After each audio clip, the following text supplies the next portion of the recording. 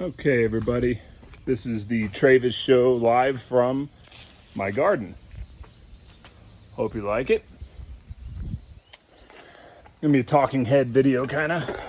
I'll hold the camera. As a martial arts podcaster, I feel like I would be remiss if I didn't talk about a couple of things that are kind of big talking points recently. So we're going to hit it.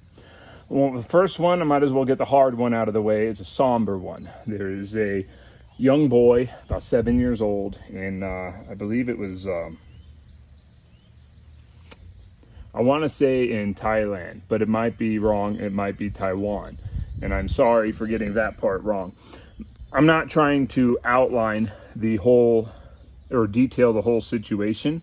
There's plenty of other sources of news for that. But to give a basic outline, I'll just say that 7-year-old was in his second week of judo training and said he wasn't feeling good. Instructor instructed him to be thrown repetitively by the students and then himself, despite him throwing up. And then the boy entered a coma for a few weeks and has passed as a result.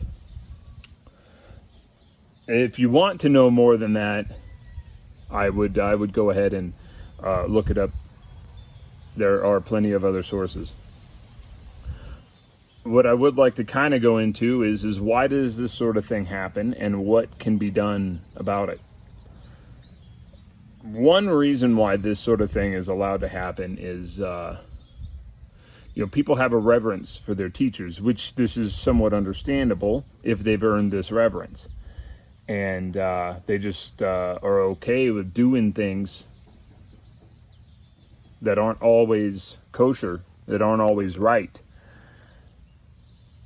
because the teacher said so. And there's a time and a place for that mentality, but for the most part, you need to be able to differentiate when that teacher is doing something unsafe. 27 throws in a row. I don't care how hardcore your judo class is. I think the record for a long time was something like 50s in like a judo tournament, both done by people who were competent at being thrown and throwing safely. So 27 times for a child, even an adult, this is excessive. Obviously, it's not like he announced, we're going to do this 30 times, but it's just an example of, at some point, that has to be something that you stop. Should have stopped long before the kid was throwing up. This responsibility ultimately goes to the instructor, but also every parent there needs to be prepared to say, hey, this is unsafe. Something doesn't seem right about this. So don't be afraid to question what your instructors are saying, for sure, at least at some point. Now, converse to that, there's a lot of times where there's somebody who's just whining. They want a water break just because they abuse water breaks, and you got to tell them no. So there is room for that. There is a toughen up mentality that is necessary in martial arts. You have to be tough to do martial arts. But if you lean too hard into that toughen up mentality, these sorts of things happen. Which is why I actually support things like the belt gauntlets that they do in jiu-jitsu. You're talking about something that does not seriously injure. It couldn't do more than a couple of little surface welts on the skin. There's no way there could be serious injury. Meanwhile, it does expose the person to some amount of superficial pain. I'm not saying you should just start doing this willy-nilly, but I would encourage a student to be open to the idea of doing a gauntlet occasionally for the sake of, mental and physical toughness. That is an example. Another one would be, just physical exercise. Okay, you need to have the mental toughness to push through wanting to quit. But for the most part, exercise is good for you as long as you're hydrated. So doing a bunch of burpees, 50 burpees in 5 minutes is not too much to ask even a child. But it is something that would develop toughness. So there's one part of it. Another part is that guy, he's so, had to be so vain and egotistical to think that there's no way he was doing something wrong. So if you're an instructor, I think that you should evaluate yourself for sure and make sure you're not even likely to do anything like this. If you're a parent, you should take a close look at your instructors that you bring your kids to, and if you are a student, then you need to try to have that critical eye too. So our hearts go out to the family that has lost that child, but we need to have some amount of action. And some people would say that there needs to be a governing body or what have you, making sure people have coaching licenses. That's what they do in that country. He didn't have a license, but people still went to him. And some of the best coaches you're likely to find are people who open up their own home as a martial arts school. So I don't really support that idea.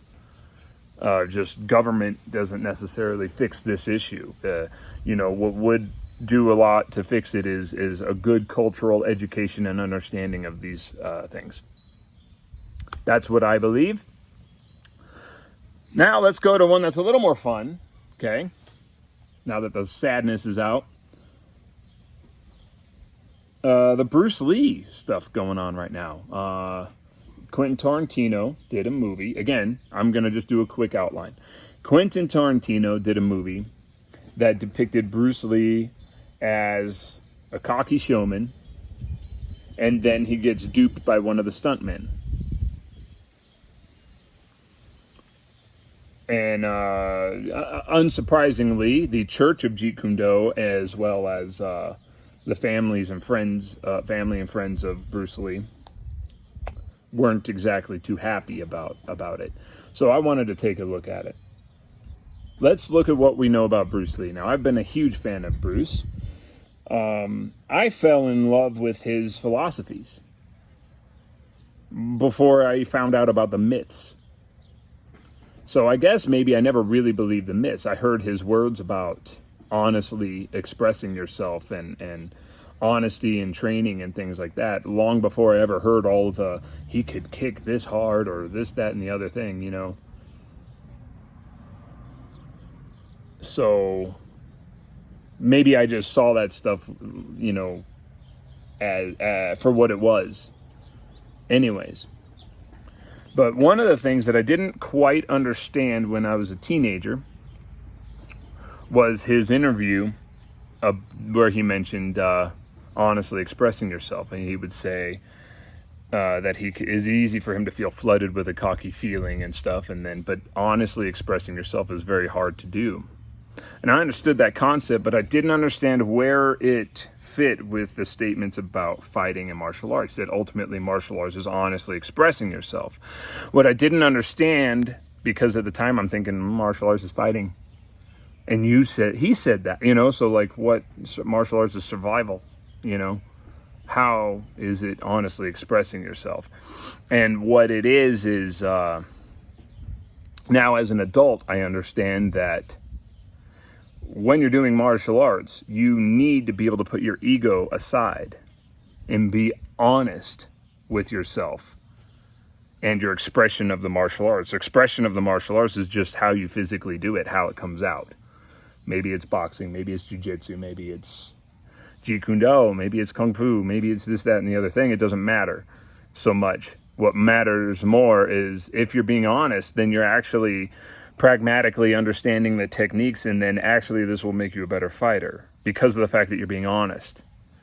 But if you're being cocky, if I hit you like this, it would do this, or what have you, you're not going to come to the understanding of what actually works right for you. And now I understand how that works in martial arts. So we see that Bruce Lee, in that interview, he understood that he was prone to ego. He was prone to cockiness. He said so. And that it was a very difficult thing for him to honestly get past that and honestly express himself. He said that. So let's look at what he said. He understood he had an issue, and he understood it was a very difficult thing for him to do, to fix that issue.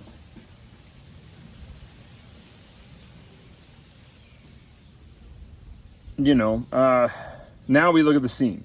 Now the scene is supposed to be loosely inspired by an interaction between him and Jean LaBelle. The scene shows a cocky Bruce Lee saying that he could cripple Muhammad Ali, and a stuntman coming in who is a judo expert lets him get one throw, then gets the second one in, and then it gets broken up. And then when it's broken up, everyone seems to be forgetting this part. When it gets broken up, it seems like two dudes who were having fun, and then like their mom came in, and hey kids, stop this shenanigans, It seemed rather amicable. Like, it didn't really seem like they portrayed him all that bad. It portrayed him in maybe a cocky moment, which we know from Bruce's mouth that he was prone to. And then you don't know how that third one would have gone. This is a character that likes to do the best 2 out of 3. And as Quentin Tarantino said in the interview recently on Joe Rogan, that that's kind of what that character does. So this was a relatively fictional depiction of a story that goes around in the Hollywood circles. I fail to see the problem, honestly. I really do. Because of the fact that I see a cocky person,